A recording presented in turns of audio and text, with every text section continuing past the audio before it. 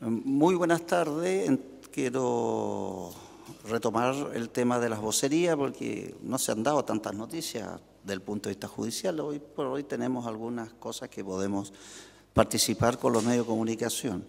En el pleno de hoy día se vieron varias cosas, pero es relevante el conocimiento que se tomó del informe preparado por el ministro don Lamberto Cisterna respecto de un proyecto bastante importante, que es el proyecto de ley que está relacionado con la protección y el tratamiento de los datos personales y que crea la Agencia de Protección de Datos, que modifica la antigua ley 19.628 que regulaba esta materia, pero que ya todo el mundo sabía que estaba un poco obsoleta en relación a las leyes que se han dictado sobre transparencia en el país. Entonces se está produciendo con este proyecto de ley una especie de equilibrio entre el derecho de ser informado y de la información y la transparencia que está inserta ya en nuestras instituciones públicas, con el respeto de los datos personales de algunas personas. Entonces, esta ley regula el tratamiento, crea acciones de protección de los datos reservados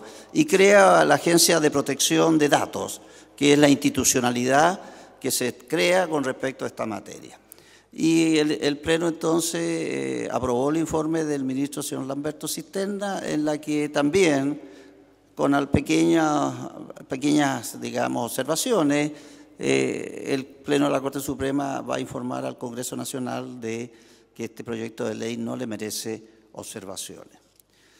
También en este Pleno se discutió una cuestión que se ha producido con respecto de la Corte de Apelaciones de Valparaíso en la situación de la presidenta de la Corte, la señora Letelier, que en una resolución que adoptó declinó ser presidente, renunció a la presidencia de la Corte de Apelaciones y dio conocimiento y cuenta a la Corte Suprema de esta situación, manifestando de que no notaba buenas relaciones con sus colegas y por lo tanto creía que no podía seguir manejando el Pleno o la dirección de la Corte de Apelaciones. En esa oportunidad la Corte Suprema suspendió los efectos de esta renuncia y ordenó entonces que la ministra de la Corte, la ministra visitadora de la Corte de Apelaciones, la señora Sandoval, se constituyera en la Corte para examinar e investigar qué es lo que estaba sucediendo con esa Corte. En el informe nos manifiesta que existen realmente algunos aspectos de situaciones de poca convivencia y que hace que no haya una buena relación entre la ministra presidenta y algunos de los colegas de la Corte. En verdad esta es una situación que no debiera producirse porque debiera haber siempre una buena disposición tanto del presidente de la Corte con respecto de sus miembros de esa Corte que son los ministros. Y por lo tanto es una cuestión más o menos inédita y decidió en este momento mantener que los presidentes de la Corte de Apelaciones que duran un año no es que es una cuestión voluntaria, sino que necesariamente es una carga pública y por lo tanto quien asume la presidencia tiene que estar en la presidencia hasta el fin del año. Y recomendó también a la Corte que tiene que mejorarse estas diferencias que se han producido y le va a advertir entonces que traten de desarrollar el trabajo de alguna manera más ejemplar y que no provoquen estos tipos de dificultades. Es una situación que no se ha dado en los tribunales, primera cosa que llega a la Corte Suprema, pero no se creyó necesario disponer de medidas más o menos fuerte respecto de esta situación que se ha producido. Y le está dando entonces la Corte Suprema a la Corte de Apelaciones de Valparaíso, a sus ministros y a la presidenta que mejoren en ese aspecto de convivencia. Una cosa importante también se dio en el Pleno que la trajo el presidente de la Corte Suprema porque se denunció en el Consejo de la Corporación Administrativa del Poder Judicial, que es el órgano administrativo que regula todas las inversiones y los fondos, que se determinó en un juzgado civil de Puente Alto una situación de carácter delictiva, puesto que se sorprendió a un funcionario de ese tribunal, administrador del tribunal, que en este momento está con licencia médica, en que con motivo de la licencia médica, el que la reemplazó hizo el registro de los giros de la cuenta corriente y determinó la existencia de un cheque que no parecía correctamente extendido y pagado, por supuesto. Un cheque por 42 millones de pesos, en que investigándose se determinó que era un cheque que fue extendido a un pariente o cónyuge o conviviente de la funcionaria. Y por tanto inmediatamente se aplicaron los protocolos de investigación y seguridad, se constituyó la dirección pertinente de la Corporación Administrativa del Poder Judicial, se hizo inmediatamente un arqueo de cómo era la situación y se descubrieron que entre el año 2014 a esta fecha se han girado un número importante de documentos, 28 cheques, a la misma persona por un total de 704.643.122 pesos. Inmediatamente, entonces, como es lo que corresponde, se hizo la denuncia al Ministerio Público el día 25, esto se determinó el 21, el 25, de una vez que se determinó todo esto, se dio la denuncia y hay una denuncia ya en curso por el Ministerio Público y a su vez la Corte de San Miguel instruyó una investigación administrativa a cargo de la fiscal judicial, señora Carla Troncoso, para determinar las responsabilidades administrativas que le pueden corresponder a esta funcionaria o a otros que pudieran aparecer implicados en esta defraudación que, como ya señalé, asciende a más de 700.000 pesos. Es una cuestión que nos llama poderosamente la atención porque tenemos protocolos muy estrictos en materia de control de recursos y de gastos, pero si dos personas se ponen de acuerdo en delinquir, evidentemente que lo van a hacer con el máximo cuidado de no ser sorprendidos.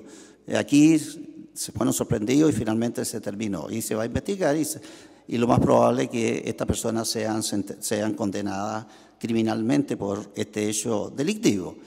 En general, en el Poder Judicial no tenemos este tipo de problemas, pero tampoco puede decirse que nunca lo va a ocurrir porque estos hechos suceden en cualquier parte. Ministro, perdón, ¿podría precisar la cifra del monto de la defraudación? Porque entiendo que el primer sí habló de millones.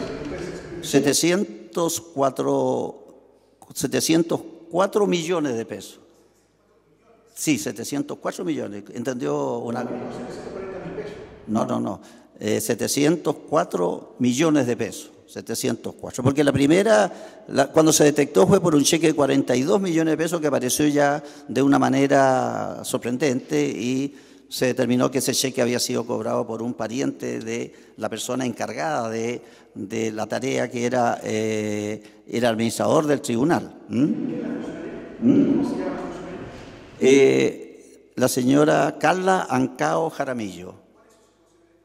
Ella está con licencia médica y por motivo de la licencia médica la subrogaron. El subrogante empezó a hacer un arqueo de caja normal y corriente y ahí apareció un cheque sospechoso. ¿Hay un proceso administrativo interno del Poder Judicial o a través del Ministerio Público? Está el Ministerio Público en la parte penal y en la parte administrativa una fiscal de la Corte de Apelaciones San Miguel, doña Carla Troncoso, que es la que va a hacer la investigación administrativa. Esas son, digamos, tres noticias que salieron de este pleno y estamos a disposición de ustedes por si quieren hacer alguna consulta, alguna pregunta, si es que todavía no están asustados con los posibles temblores que van a seguir ocurriendo. Sí. El día martes se va a conocer finalmente la sentencia del caso de Nabila Rifo. Sí. ¿Esto marca alguna evaluación del Poder Judicial? ¿Esto marca algún precedente y también algún hito en materia de violencia de género? Podría ser, pero yo no me puedo anticipar porque desde luego no sabemos cuál va a ser la sentencia definitiva. Y claro, esto se enmarca, el hecho mismo se enmarca en una violencia de género, no hay duda que así es.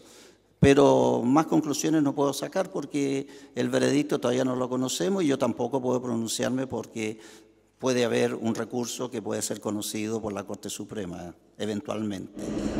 Y lo segundo que le quería preguntar, en el contexto de impuestos internos, por parte de la MONED, ellos cerraron la posibilidad de poder intervenir en el tema de impuestos internos, de quizás abrir una puerta para que la Fiscalía se pueda querellar en estos casos.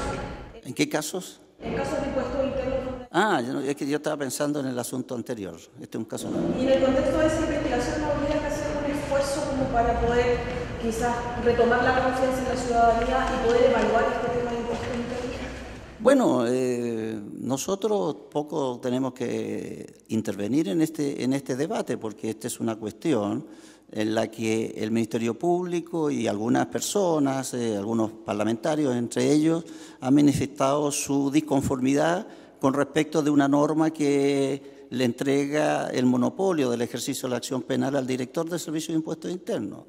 El Ministerio Público cree conveniente que eso, para tener una mayor claridad, una mayor transparencia, debería pertenecerles a ellos, porque en general, en el ejercicio normal de la actividad de investigación, le corresponde al Ministerio Público ejercer la acción penal pública. Pero eso está en el Código Tributario, la norma que le faculta discrecionalmente al director para optar, para decidir la acción penal o simplemente ejercer la acción para el cobro a través de la multa de esa misma cantidad.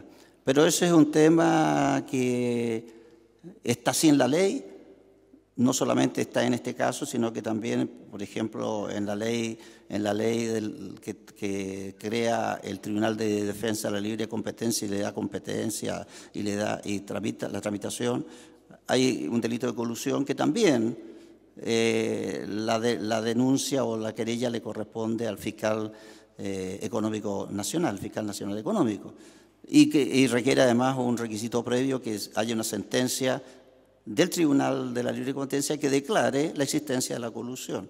Y por lo tanto, mientras eso no ocurra, el Ministerio Público no puede intervenir. Esas son cuestiones que están establecidas en la ley y si la sociedad no está conforme o quiere mejorar esa situación, le corresponderá la tarea a los colegisladores para modificar o mantener la legislación que existe actualmente. ¿Ustedes esperan un cambio legal? Porque si bien el gobierno dice que no tiene proyectos en carpeta, en el Parlamento hay un proyecto de hecho tentable, incluso más. ¿Ustedes esperarían un cambio legal? Entiendo que eso es de iniciativa del Ejecutivo, ¿no? Bueno, no sé. Bueno, pero si puede hacerlo el Parlamento, lo puede hacer perfectamente, pues.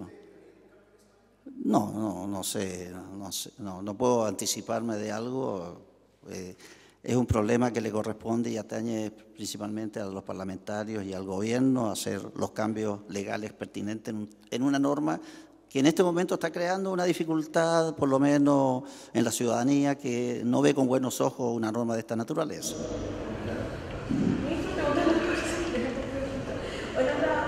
En otra materia, ¿a ustedes están de acuerdo, a raíz de que Punta Peuco ya está copada, muchos de los condenados por derechos humanos se están yendo a Colina 1, ¿ustedes concuerdan con esa decisión de Punta Peuco?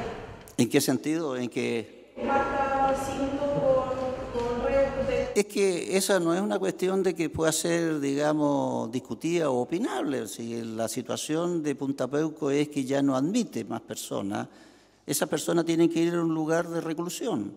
Y los únicos encargados de hacerlo, porque ellos están a cargo de esa institución, es Gendarmería de Chile. Esa es la situación y por lo tanto no hay más alternativa de adaptar, digamos, lugares de detención para que puedan las personas ingresar. Hoy por hoy ya está copado Punta Peuco y deben haber cerca de 20 personas que tienen que ir necesariamente a otro lugar de reclusión. Pero también, insisto, eso ya no tiene mucho que ver con el Poder Judicial porque es una tarea netamente de un órgano administrativo que depende del Ministerio de Justicia y del Gobierno. Así que ellos serán los encargados de buscar la fórmula para que la reclusión se cumpla. Lo que hace el Poder Judicial es disponer naturalmente por las condenas, el cumplimiento de ciertas sanciones. En relación a los dichos del fiscal Montes con el tema del cobro del seguro del banco por el tema de las tarjetas de crédito y el robo de crédito, ¿cómo tiene esta relación? ¿Está de acuerdo o no?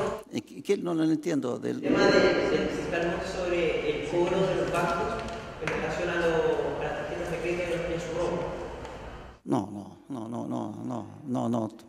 eso no es un tema, perdone, no es un tema que manejo, ni sé lo que ha dicho el señor Montes y ni sé tampoco de qué trata el hecho mismo, si es delictivo o no es delictivo, pero eso escapa también a la actividad de los tribunales. Los tribunales trabajan esposo, o sea, cuando sucede y hay un hecho que debe ser conocido por los tribunales, lo conoce nada más.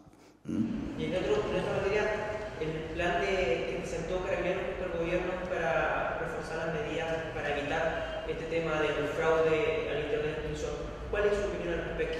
¿Qué medidas deberían tomar? Bueno, en realidad nosotros tenemos como política no opinar respecto de lo que hace o no hace otra institución, sobre todo una institución tan importante como Carabineros de Chile. Ellos están pasando por un momento muy complejo y por supuesto que ellos tienen que velar para que estos sucesos no ocurran y buscar todos los protocolos, fórmulas para que tengan el mejor control de los gastos públicos, que mal son del Estado.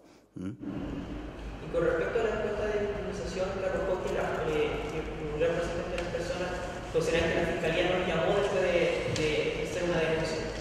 ¿De qué asunto? En la encuesta de victimización que se dio hace un par de semanas. No conozco esa cifra ni esos datos porque no la he estudiado. Las cifras de victimización son manejables por entes distintos al Poder Judicial. Quien tiene que estar, digamos, atento a eso deben ser los organismos policiales, el Ministerio del Interior y especialmente el Ministerio Público, pero a nosotros no nos atañe demasiado eso. Pero igual una crítica hacia la Fiscalía. Es que la Fiscalía no depende de nosotros. La Fiscalía es un órgano autónomo del Poder Judicial y nosotros por principio no opinamos de lo que pasa en nuestro organismo. ¿Esos? Ya, muchas gracias a todos ustedes y que ojalá que en el próximo no existan temblores como en las dos últimas oportunidades han ocurrido.